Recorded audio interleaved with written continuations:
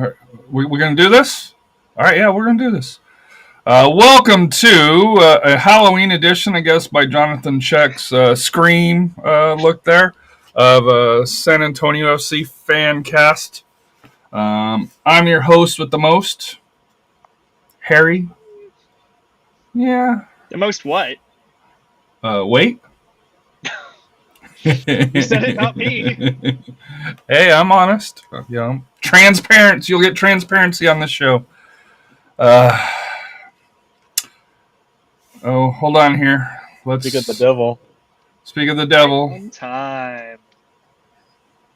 What up, Chef? I mean, Chief.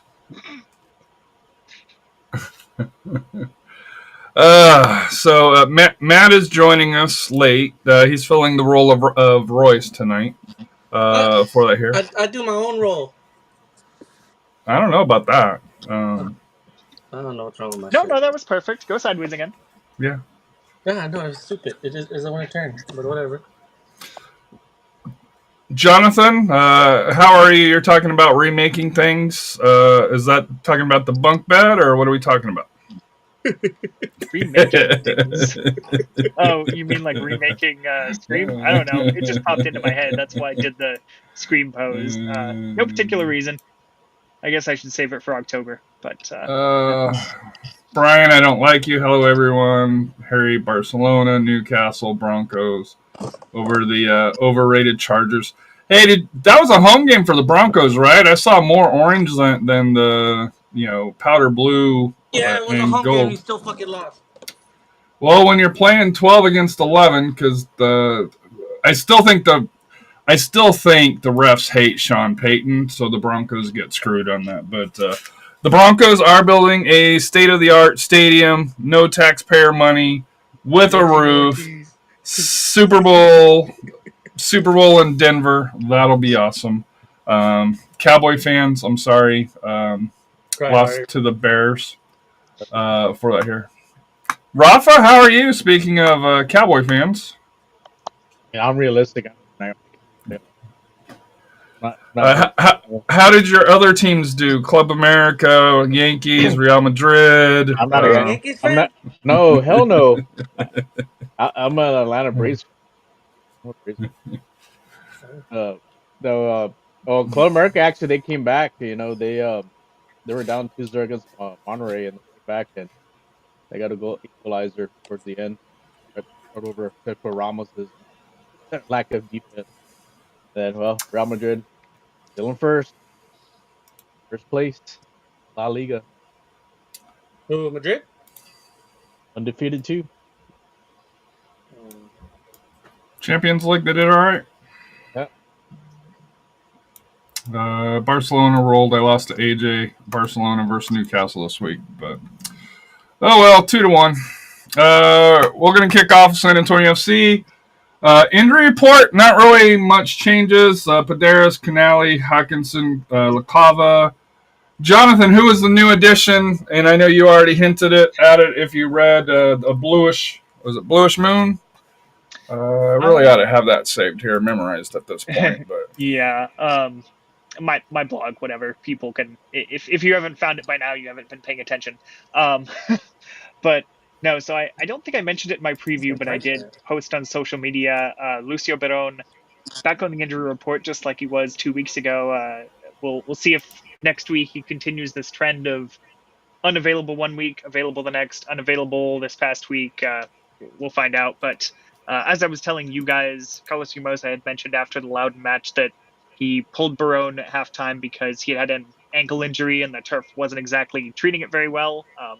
As turf does, it's not as friendly on the body. SAFC even put out a video about that this week, asking the players grass or turf. But yeah, so Barón kept out. Hopefully he didn't re-aggravate that injury too much, because he's been kind of a mainstay this season, really. Barker will handle Madrid. Just you wait, Rafa. And Sam, good evening. We will see on Real Madrid and Barcelona for that here.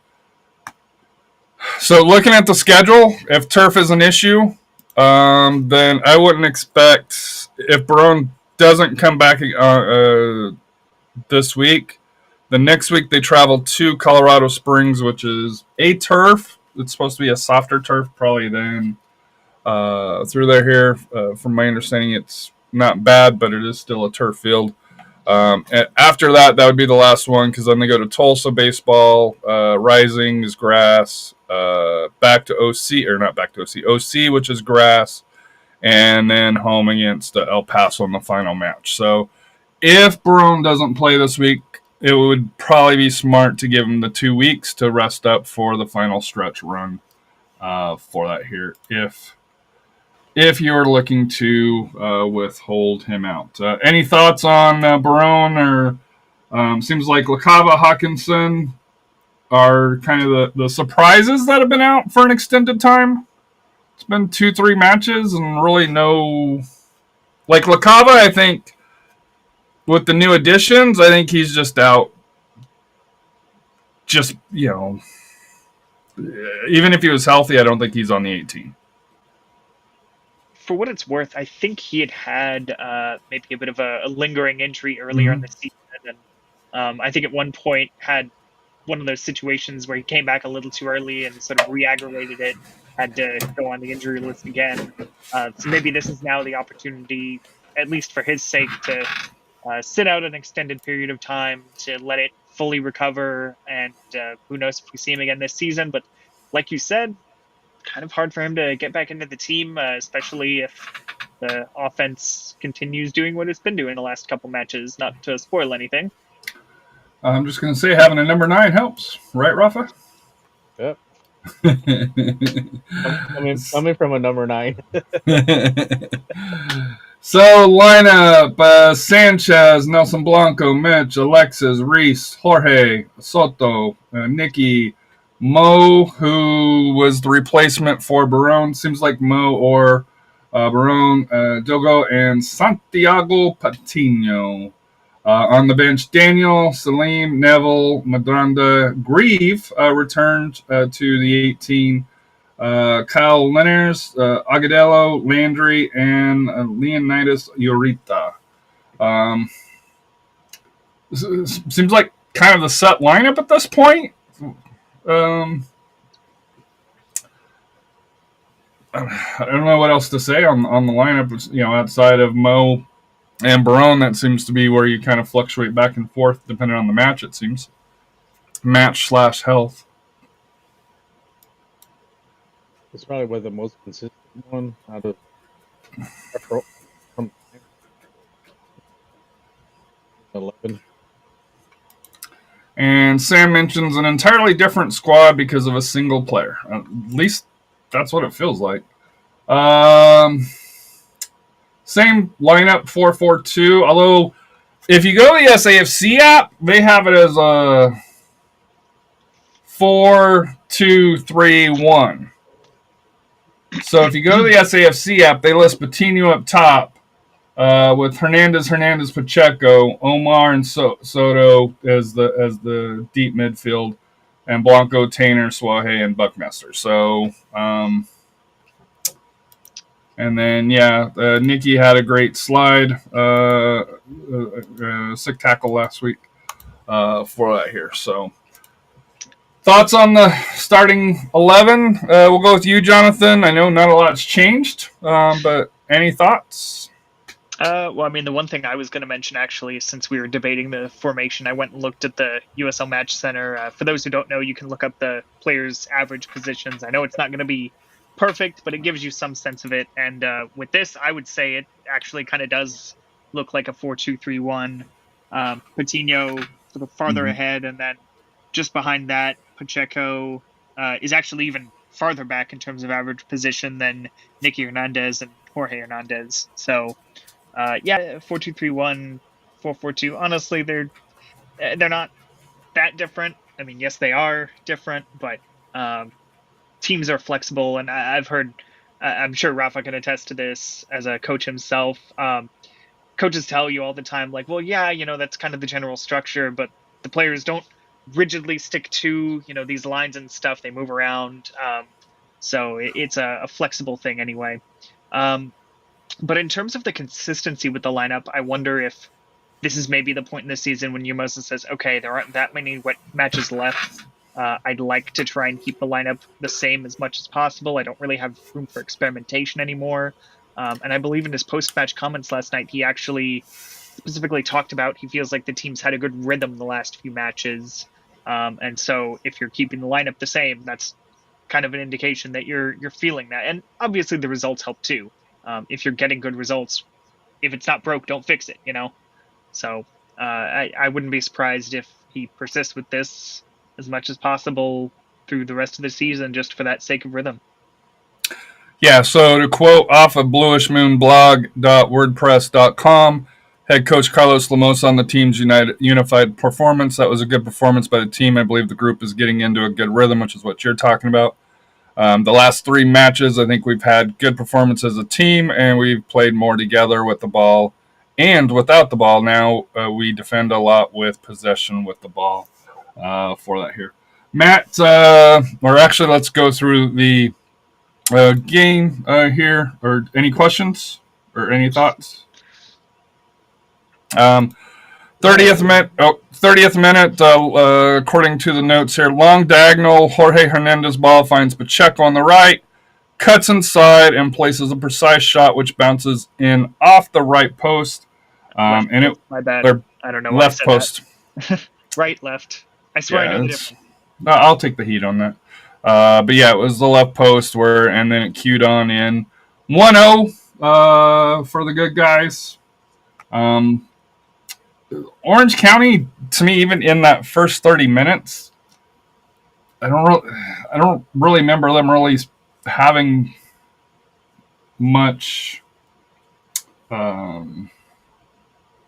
bringing much to the game. You know, I think SAFC had a couple of shots, but it was kind of a flat.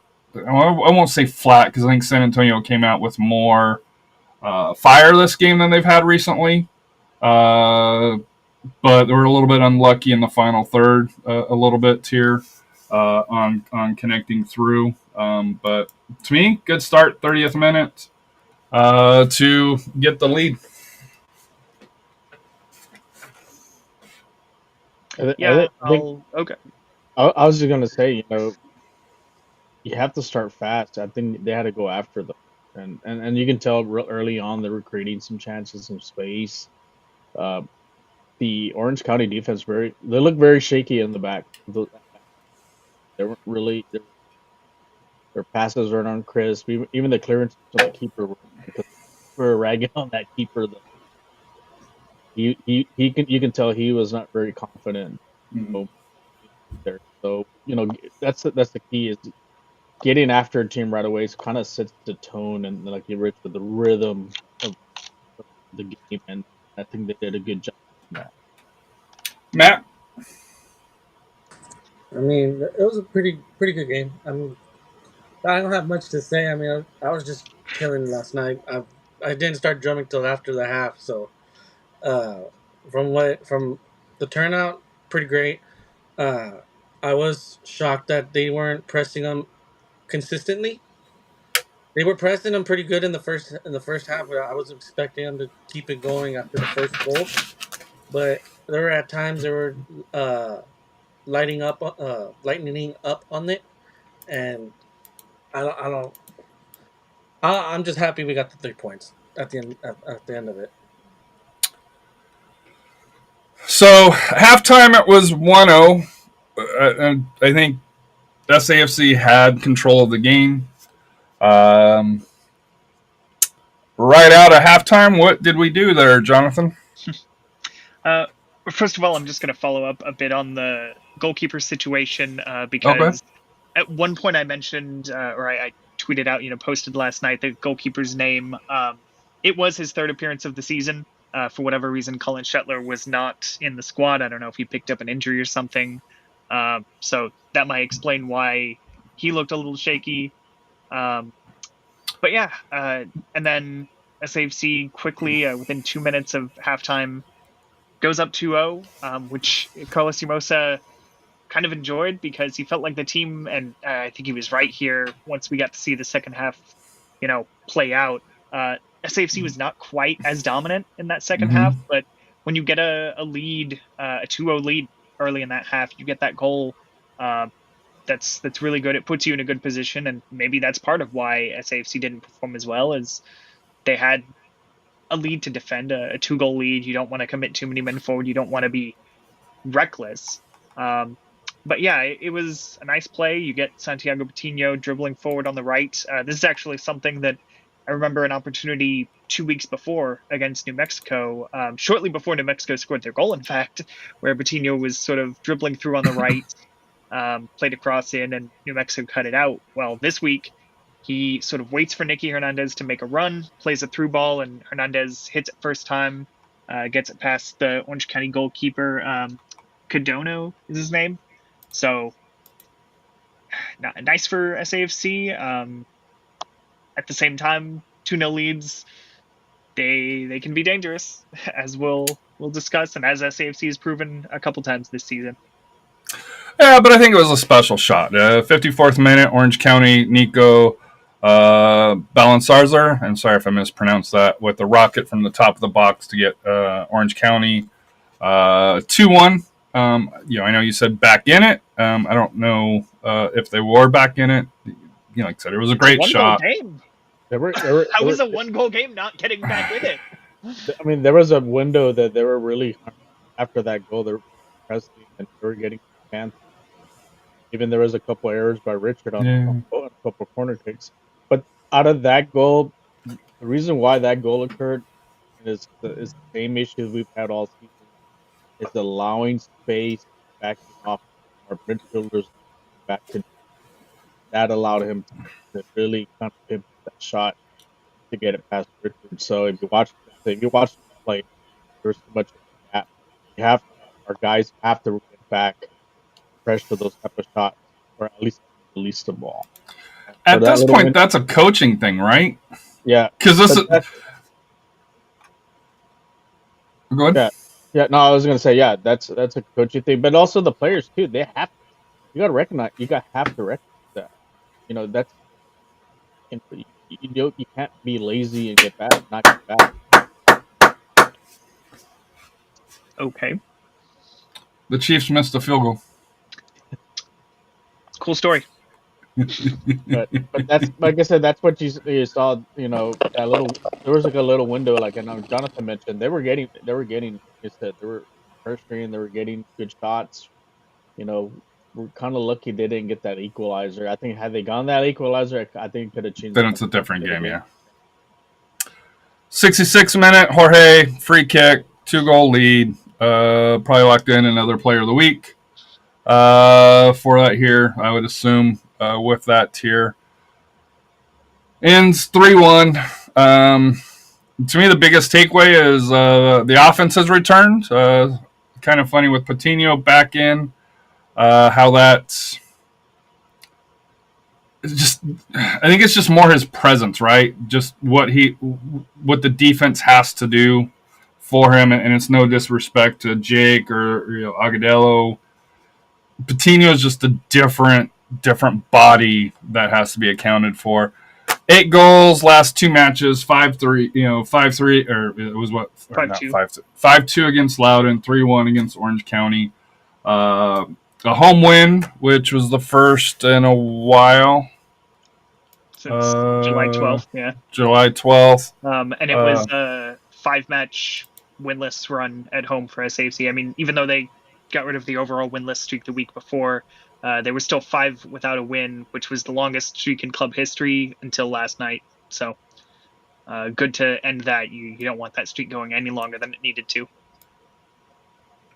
And then the other key thing, according to the Bluish Moon blog, for all the goals he has scored over his, 3 stints now with Coutinho, provided his second assist on the Nicky Hernandez goal with the other in the 2022 Western Conference Final. Jonathan asked this question. Is SAFC back? I'm not ready. Well, I'll wait. You guys go ahead. I will tell you what I told Jonathan. Well, you already started telling everyone. But Matt, what is SAFC back? I can't tell you yes or no. I mean, if we keep that formation that we still have, I think with Patino Pacheco up top, maybe. But other than that, I mean, they got to prove themselves and run through the gauntlet first. Because after these 8 straight, whether they were draws or losses, right now they got to prove themselves. So I can't say they are back until I see them up there.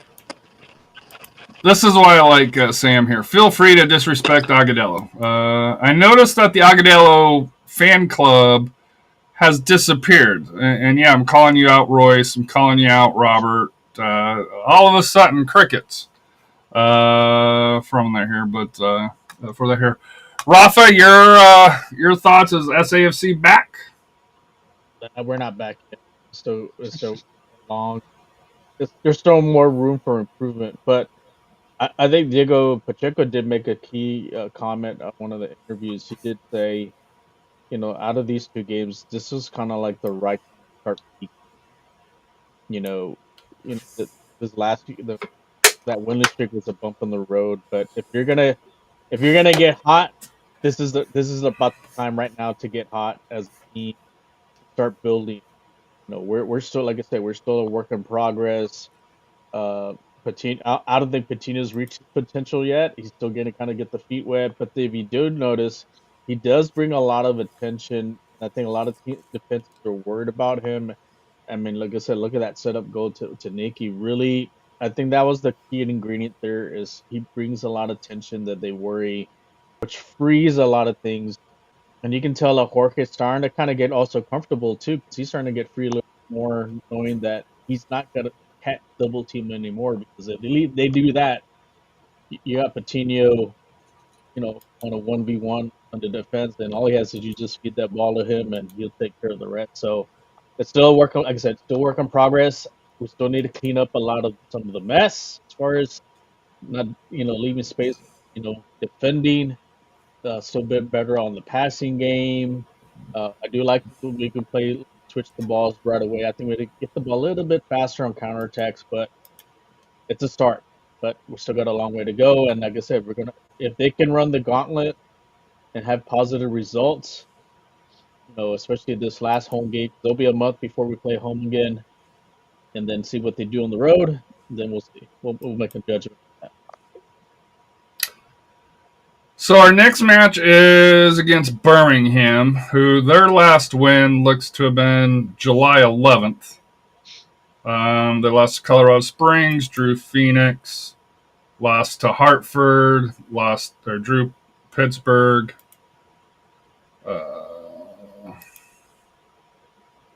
did it go?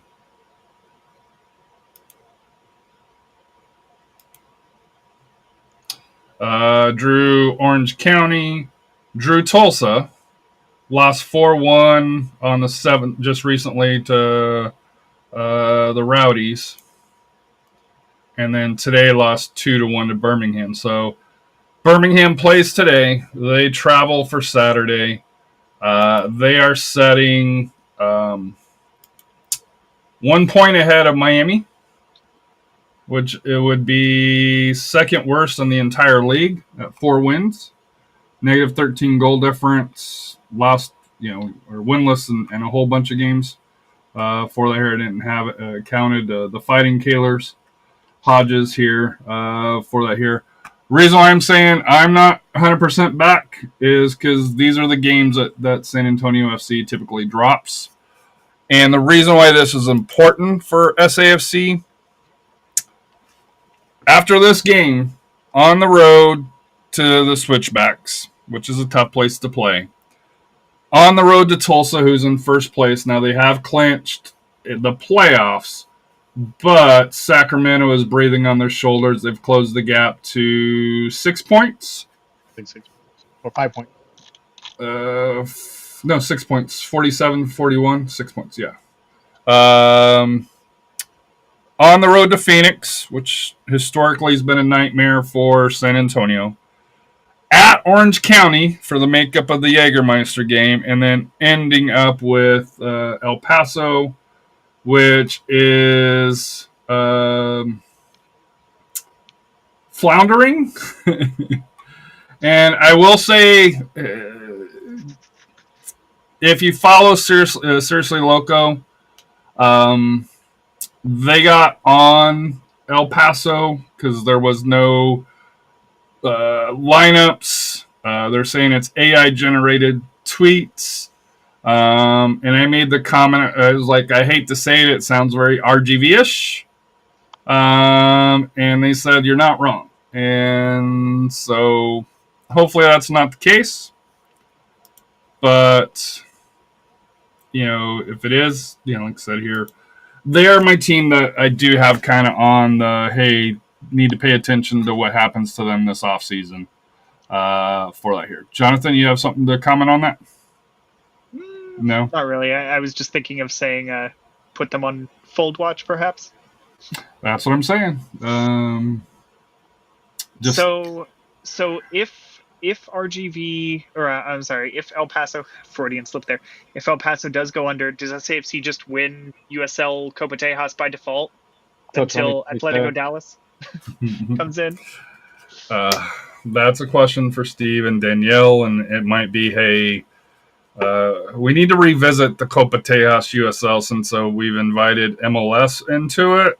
USL Copatejas has struggled with its teams, we'll just say, from a high point of 4 to maybe 1. And then it may explode back up for that here. But that will be interesting to see for that here. Go ahead, Jonathan. Heck, if, not that I wish this for the people in El Paso, for the club culture and everything, but if they were to go under, you would have more teams in League One in Texas next season than in the championship, because you got Corpus coming in. Yeah. Weird stuff. And supposedly another Dallas area team, DFW area team, although I can't get confirmation. I know Third Degree posted something about it, but I'm still wait and see on that. Wasn't RGV also trying to get back? I think it was in the Brownsville area. They were trying to get a US but that's not but that's League One. I think. Well, we'll see. But yes, there is whispers of Brownsville area coming back. There's whispers of our RGV area team coming back that's playing at one of the historic baseball stadiums. Harlingen. Yeah, in Harlingen. Yeah, the Wings. So there's League One wise, I think there is a lot of discussions when it comes to that.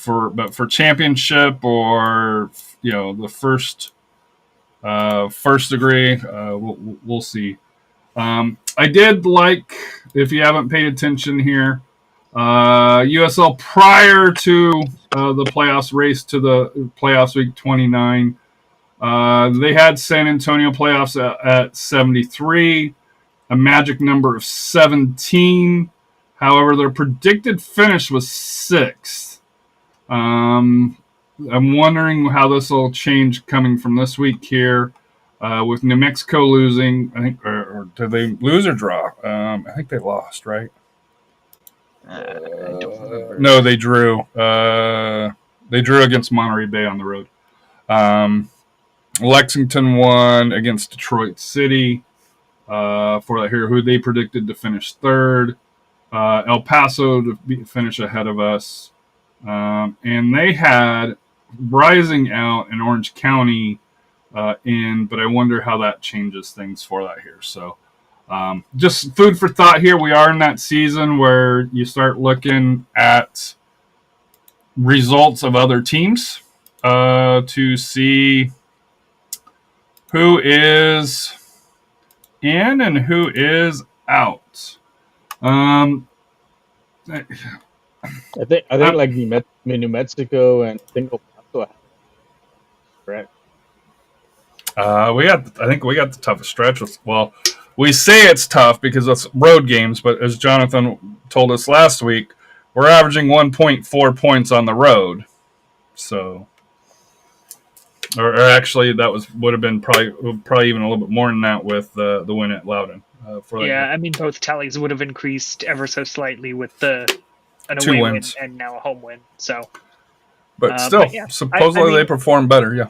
Well, yeah, and at the very least, what that shows is that even when SAFC hasn't necessarily been doing well, they've been getting results away. And so if all of a sudden they start to have better overall form, I would think that's only going to bode well for the away form as well. Maybe some of what had been draws over the last couple of months, maybe you turn those into wins. I remember, for example, the Las Vegas match we were looking at and saying, okay, SAFC should have seen that out for a win, and stuff like that. These matches that if you can squeeze a couple extra points out of now that you're in better form, it's good for you. So just looking at and this is as standings are now. So the toughest match we have theoretically is at Tulsa. After that, we play at home against El Paso, which right now is 6th. On the road against Phoenix, which is 7th. On the road against Colorado Springs, which is 8th. And on the road against Orange County, which is 9th. So theoretically, San Antonio controls its own destiny.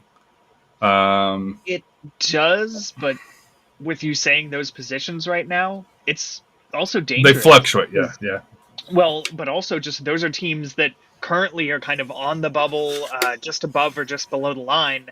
So as you get deeper into the season, they're going to be fighting to stay on the right side of that. They want to stay afloat. They want to make the postseason. So, they may not be doing that well this season, but they're going to be fighting until the end just to make it.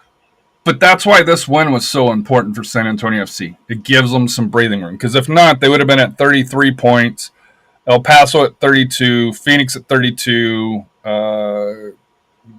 Orange County would have been at 32, and Colorado Springs at 31.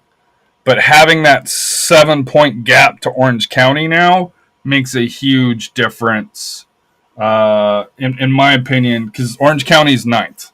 So Orange County would have to make up 7 points to equalize. And then, to me, having that 2-goal lead, when it comes to head-to-head, let's say San Antonio loses by 1, San Antonio would still hold the tiebreaker with the +1 goal difference. So, still a lot to play for, especially playoff seeding, along those lines for that here. But any final thoughts on the game? And then, I don't know what we can really say, Sam, as far as on this here. Did you all see the controversy between Hartford and Pittsburgh? Match was abandoned because of an alleged racial slur from a Pittsburgh player towards a Hartford player.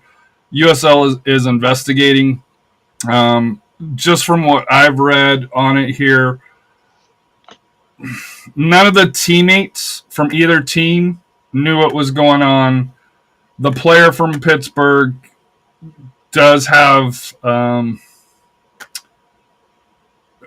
do I say this without trying to diminish Hartford, is one of the guys that has one of the better reputations as far as being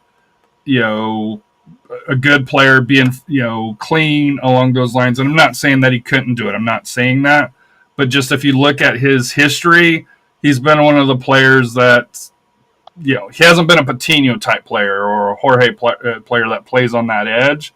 He's one that holds back. Now that's not to say he couldn't have slipped up.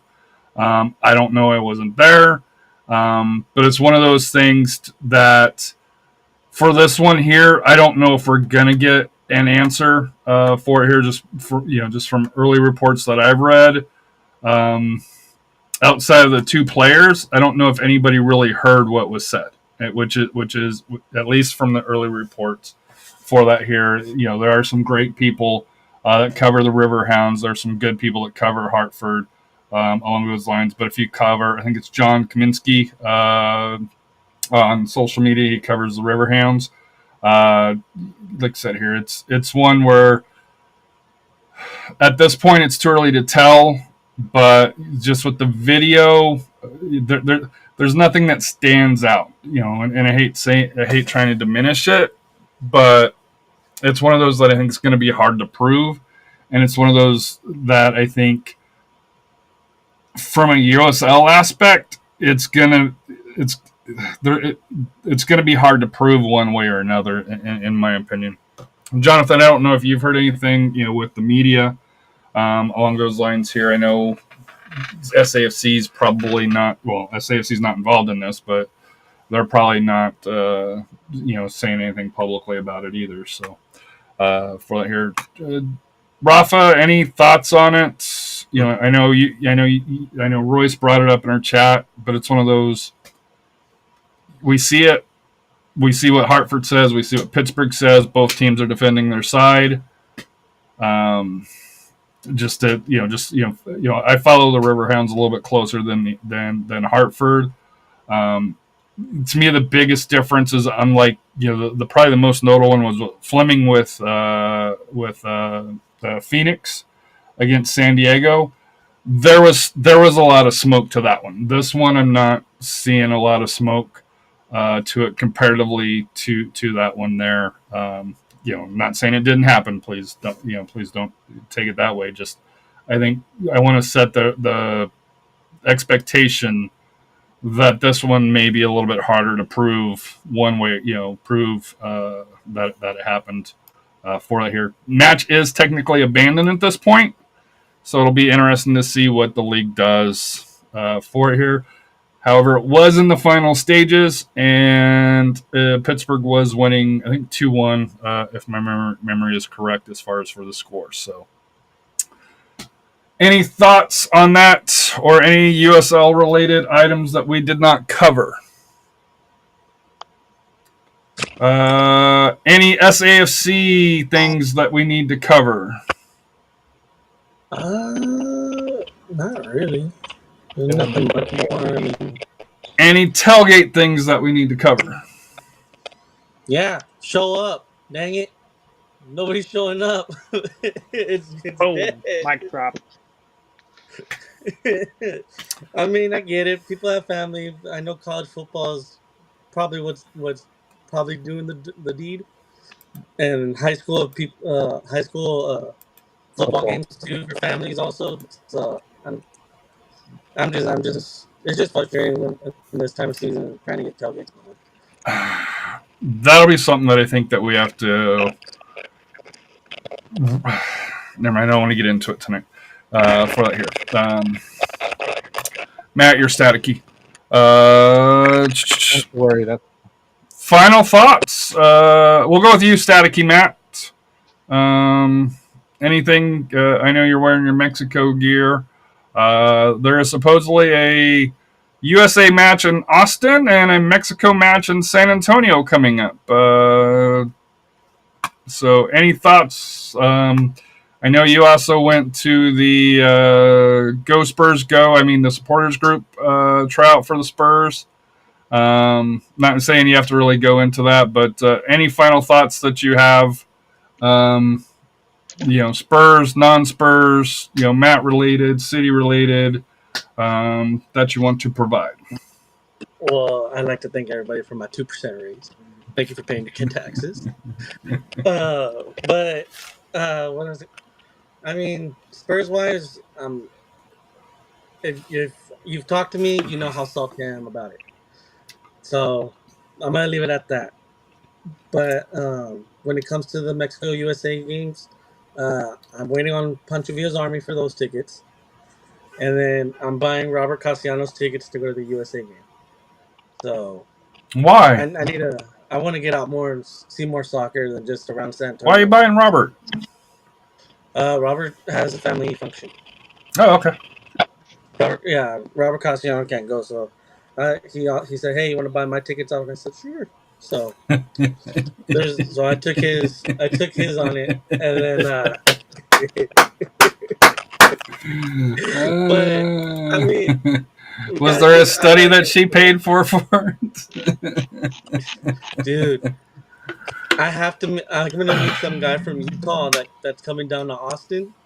I told him, dude, I'm gonna buy your beer, because when they released that Mexico game out on X, that guy put, hold up, Gina wants to put a strategic pause to make sure everything was right about this. So, but yeah, as far as Mexico and USA, I'm going both. I'm gonna try my best to go to both. And well, I'm getting the tickets from Robert, and I'm also buying my tickets from Panteria, so we're going to both. As far as that Spurs group, yeah, bro, It is I'm what it just gonna is. sit through it. I'm gonna sit all the way up until it's time to pay to see what they're doing, and then Make a decision at that point. No, you're gonna make a decision at that point. No, I'm not gonna. Well, don't say it publicly. Just just play it smart. Come learn some chants this Saturday. You would think that would be something that the Spurs would be trying to do with the capos that they announced, which Matt was not one of them for some odd reason, but that's a whole separate discussion. Jonathan, we're moving on, Matt. We're not. I'm getting you fired up for no reason. Jonathan, how are you? Your final thoughts. So, since we're talking about the Spurs, I'll just mention that this past week, got a piece of mail about, I guess, the proposition we'll have to vote for regarding Project Marvel. I've seen, I believe it was a TV ad for it. So, election season and political ads never stop, even though these aren't the most egregious ones that we're all used to closer to the big elections. But there's never a time when you can't receive them. On a more positive note, I guess I will say, in a couple of the interviews after the match last night, SAFC obviously in a better mood, first home win in 2 months on this 2-game winning streak now. But one thing that a couple of interviews mentioned was feeling like the team is kind of coming together.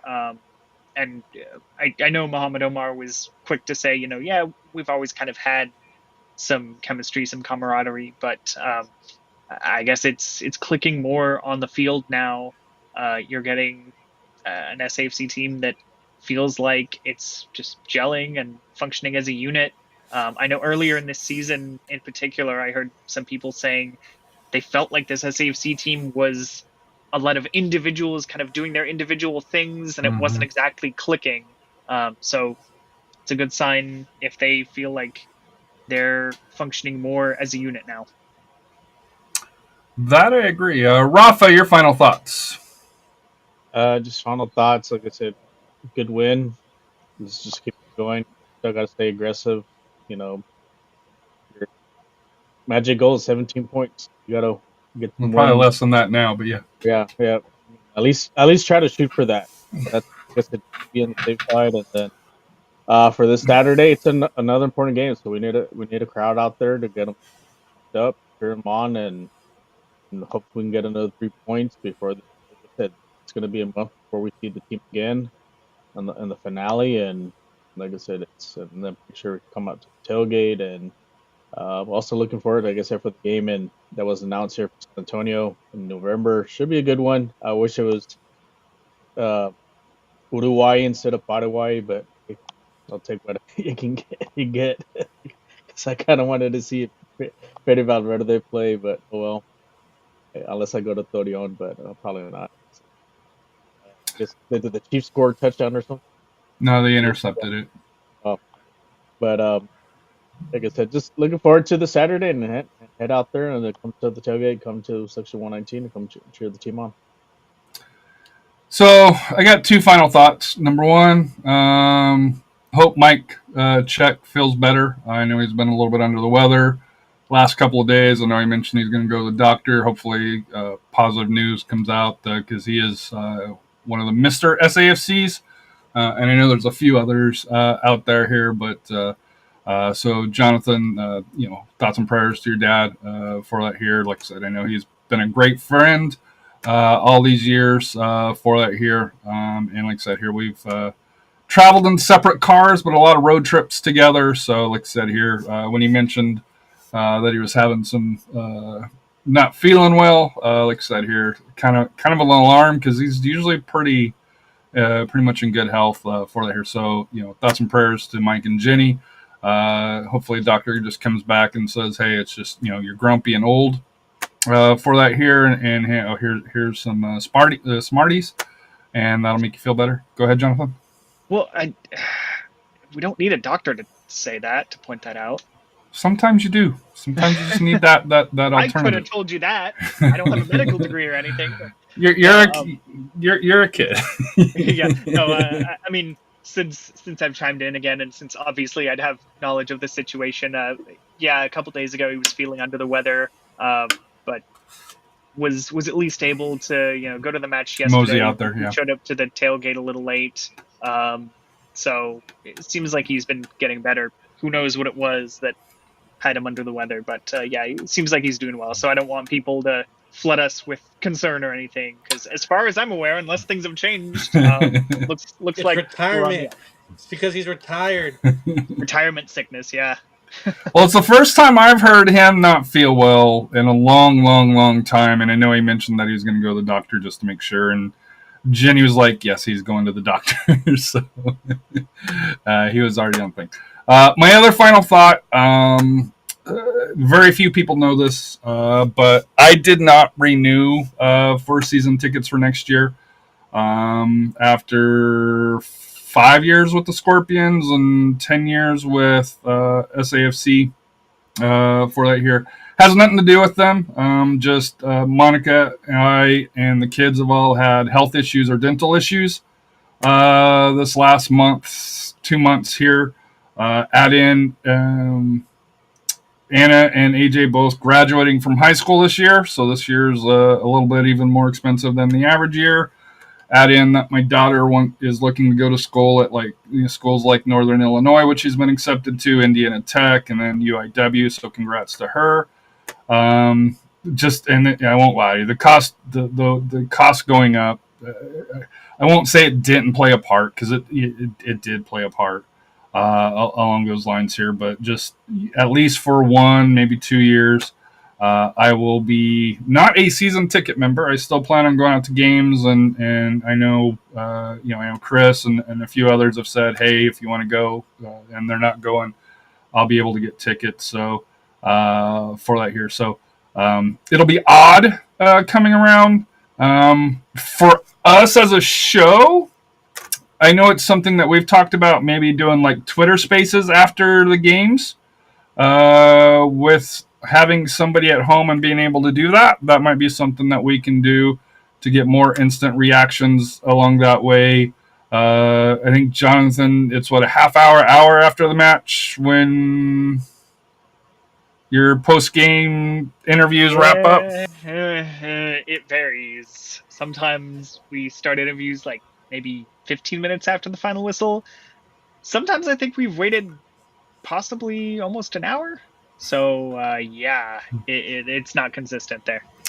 So, but that might be something that we look at. But to me, like I said here, for everybody at San Antonio FC, this isn't really a SAFC issue that, hey, they didn't do something for me. It's more, family.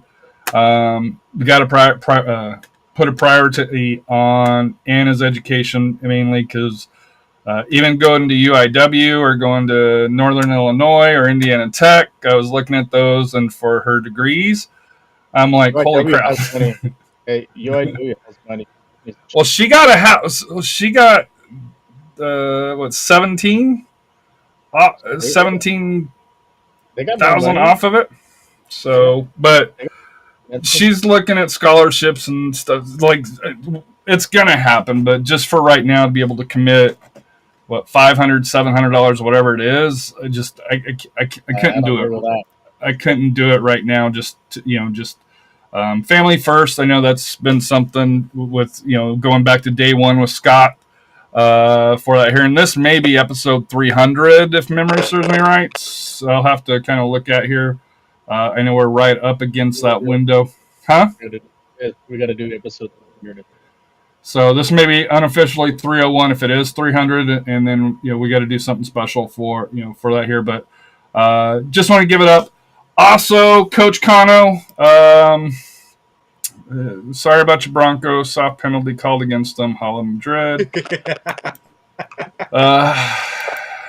But Texas soccer's around the corner. 30 days on a wake up for Taps. And then 70 days on a wake up for UIL. Club season's already going along for a lot of high schools players if they're playing club. I got to get on AJ. He missed a PK today, although he had a beautiful assist that they called offsides, which I don't believe so. But I think he missed his first PK, and he's like, I just mishit it for it right. He hit it right down the middle, and the goalie went, but he recovered, and unfortunately, but they drew 1-1 against a good Arsenal team for Premier. Next week they get a team from Laredo, so that'll be interesting at Soccer Central next Sunday for that here. So that'll be a fun match to kind of watch for that here because Rafa can contest to this. Laredo club wise is pretty good. That's from my understanding. Probably Laredo Heat. I can tell you who it is. Hold on. Probably is Laredo Heat because they're probably the other. Which I'm surprised that they haven't explored getting to USL 1. I was just down there. They have a nice stadium for USL 1. They should. I think they should, for the fan base they have. I think they should for sure to try to get a USL 1 team. Yeah. Hold on one second. It's not. I don't think it's Laredo Heat. Might be one of the independent. It's Reynato's Laredo VIP. Probably. They're 3-0, 12-4, 2 against. I think they were a challenger team for that here, so they are. Make sure they don't have players like John Jarvis. They won 14. This ain't soccer related, but question. But what's up with every football player slapping helmets? Like what do you mean? Butt. Yeah, they're like when they're defending, they just slap the hell out of the helmet. Well, that's got to be PI there. Yeah.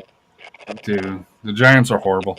But yeah, this team won 14-1 over Austin Texans B. So yeah, it'll be interesting. You might want to check if there are some 20-year-olds in that team. It's like I said here for AJ. Like I said, they played good against Tapatitos, the Lone Star SanAntonio Tapatitos team. It ended up being 4-2, 4-1. But really, the goalkeeper took a knock, stayed in, and had just two errors that were out of his realm. One, like he kicked over the ball and the ball just rolled in, and then he popped up a ball and it went in instead of just catching it. But like I said here, they did well against the Lone Star Tapatitos 08B team, which is a prime team for here. One of the good teams that went to nationals as far as for President's Club or President's Cup. So they're a team that has pretty good pedigree for that here. But well, no Royce. We're out at 54 minutes here. I don't know what. It just seems kind of odd. Jonathan, you want to talk about Man City and how they rolled with Arsenal today? I wish. Almost held on, but when you park the bus, sometimes one of the windows gets broken. Oh, they lost? Oh shit! I thought last I saw they won. Arsenal scored at the end. You didn't see that? No, I did not. I was under the impression they won, so I'm sorry, man. Thank you so much. I appreciate it. and then Matt's Man United beat Stewart's Chelsea. Yeah. I'm not celebrating that win. That's a lie, dude. The first thing you saw to me is like, "Hey, who won? What are you talking about?" I'm like, "What are you talking about?" It's like, "Man, you, buddy." Man, you're all celebrating. I'm not taking that win. Dude, I think this is probably a rare weekend for Matt. Man U won, the Dynamo won, the Dash won, and SAFC won. The only one that hasn't won yet is the Chiefs. Hey, but they're playing right now. Texas won. Oh, we're great. I just get the Chiefs to win. But no, as far as the Premier League go, just to start controversy, Arch Manny ain't it, bro. I'm just saying. Nah. Are you a Texas fan, Rafa? I'm a Notre Dame fan. Oh, Notre Dame. Yeah, nobody here's a Texas fan. That's just I mean, I like there's people that are just gonna Longhorns. watch I'll this. support Watch. them, but I'm a more Notre Dame. They finally got a win. I don't know. But we're going to wrap up so we can get out under an hour. That way I can save our 2-hour show later because I can tell Royce, hey, look, we ended the show early. Sam, really go Irish. Get in a conference. But what's life without goals? Hope everybody has a great day. Go to the tailgate. There's only 2 more tailgates left in the year. Because I won't lie to you, it was sad. And I know this every year at this time, it's sad compared to what the season starts out. But this past week was super sad as far as the turnout from everybody. So, but what's life without goals? We are out.